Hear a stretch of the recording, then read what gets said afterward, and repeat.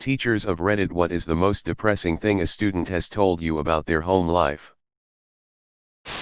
My students were debating on what hurt the worst when being beaten by their parent.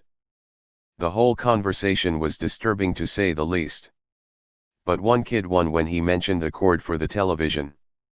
He even stood up and proved it by removing his shirt and showing the scars. Looked like Django. It went from students laughing to complete silence and then crying. I had a student not come to school for 2 weeks when he finally showed he was limping and his foot was wrapped up in a large dirty ace bandage. I called him to my office after school that day to check in on him. He told me that he had been in the river fishing for his dinner 2 weeks ago and slipped on a rock. He cut his foot so badly that he couldn't walk until today to make it to school.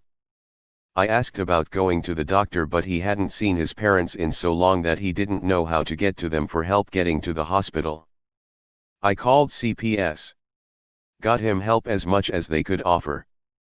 We found out he was living in a tent BC the house had been foreclosed on when his parents disappeared. A bunch of teachers chipped in and got him groceries, clothes, and started driving him places after that. Today, over 2 years later, he's working a job and one of our teachers still clothes and feeds him.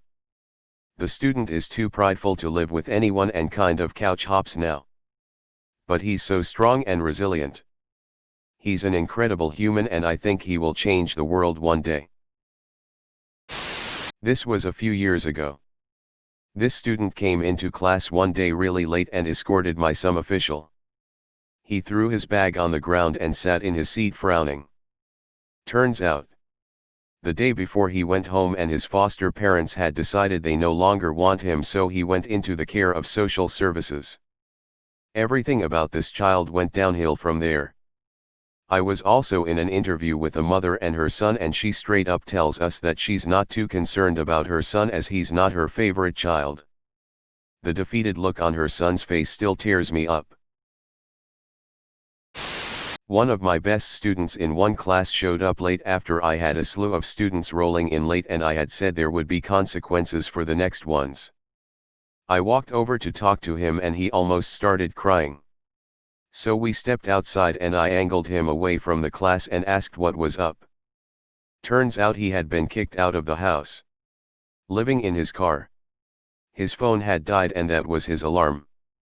And he felt terrible about being late. I told him that I was so proud of him for making it into class. And I was going to make angry faces and make it look like I was mad so the class didn't think I was going back on my word.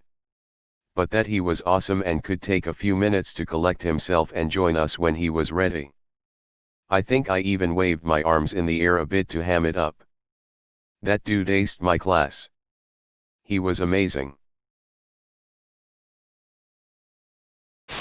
Got a message today about why a student could not come to class yesterday. Sorry, I couldn't come to class. There were gunshots right outside my apartment and I thought I was going to die. The police did come eventually and I had to give a statement. I will get the work from yesterday done today. Thanks. Yeah, you get that extension. I told a kid I was gonna call his parents because he was acting out in class. His response: if you find them, let me know where they're at. Taught at an inner-city charter school. Had a bright 6th grade girl who started sleeping during my classes. Which was not like her. When I asked after school what was up, she told me that her family, her 2 younger sisters, and crackhead mom moved into the homeless shelter, and the last time she slept through the night, all their stuff got stolen. A few weeks ago one of my online kids had a band-aid on her left temple, so I asked what happened. She said my mom was angry with me and threw a pencil and it stuck in my head. With blood.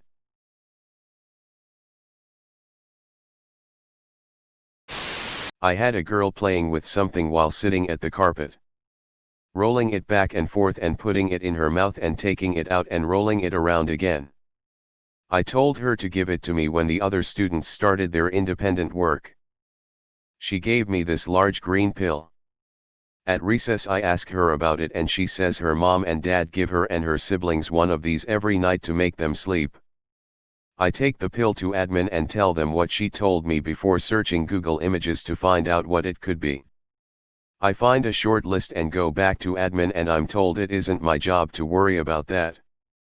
I try several times that day to get answers and they say they think it's melatonin, so stop overstepping my place. This girl and her siblings are in and out of foster care and come to school with no food and filthy clothes. She came to school in a sweatshirt covered in dried blood 3 days in a row. Her parents wouldn't even sign the papers to get the kids the free school lunches. I forged the mom's signature every month. My mum is an English teacher and once told me about a child 13M whose mother had committed suicide a few years ago. In a creative writing task a few years after it happened, the question revolves around finding out a secret. The boy then wrote a descriptive piece about finding a body hanging in his front room lifelessly swinging. Heartbreaking stuff. He had his counselors upped and said he just write it from the heart. Poor guy. I don't want to give out too many details, but I've had to fill out 4 CPS reports in my 4 years of teaching. 3 for students that either confided in me or had signs that they were being physically abused, and 1 that was sexual abuse from the child's father. It's honestly the worst part of the job. Having to hear and see just the awfulness some kids have to go through. Last year I was student teaching and I had to call the whole week after. I was so sad for my student. It was awful.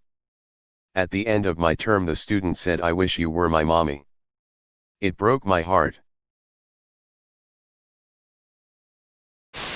A student's mother shows up for the first time in almost a year and she's well dressed and looking like someone straight out of a fashion magazine.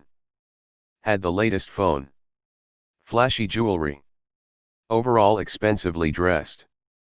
The student on the other hand was always shabbily dressed and once went without a blazer for a week because his parents weren't buying him one. We allowed him to wear his sports jersey in the class, which is normally not allowed, and constantly called the parents to no avail. She showed the slightest possible interest in her child, telling us to make him study however we wanted and even hinted hitting him if he didn't behave. A lot of talking and counseling later it turned out that the student was actually from a well-to-do family. But the parents didn't get along well. Father went out on business trips for weeks together where he was having multiple affairs and the mother was doing the same at home. It was an open secret. The child acted weird just to get some attention in school which he wasn't getting at home. I really felt for the child. He was 11 at the time. I had a 10-year-old crying and wishing she was dead. Her older brothers at home were being awful to her, bullying and hitting her.